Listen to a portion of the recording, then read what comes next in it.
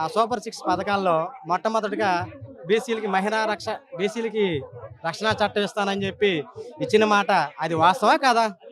అలాగే వాళ్ళు పెట్టినటువంటి మేనిఫెస్టోలోనే 33% రిజర్వేషన్ కల్పిస్తానని చెప్పి అన్నారు. అది కల్పించారా అన్నది నేను సూటిగా కూటమి కౌరవ నాయకులు ప్రశ్నిస్తున్నారు. ఓకే, ఇప్పుడు మీరు ఇస్తారా ఎవరని అంటున్నారు.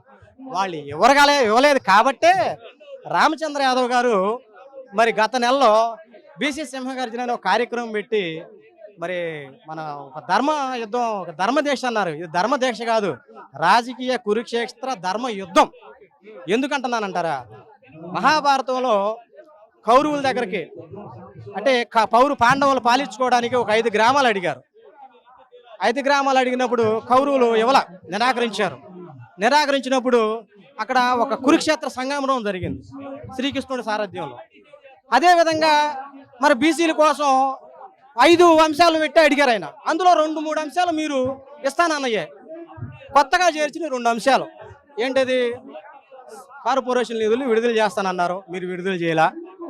మరి రిజర్వేషను 33% కాదు 43% కావాలని చెప్పి అడిగారు. ఇదే కదా మేము 2 అడిగింది. మిగతా 3 కదా మీరు ఇస్తానన్నదే కదా. మీరు ఇస్తానని చెప్పి మీరు అధికారంలోకి వచ్చారు కదా, 2 ఏళ్ళు అవుతుంది కదా.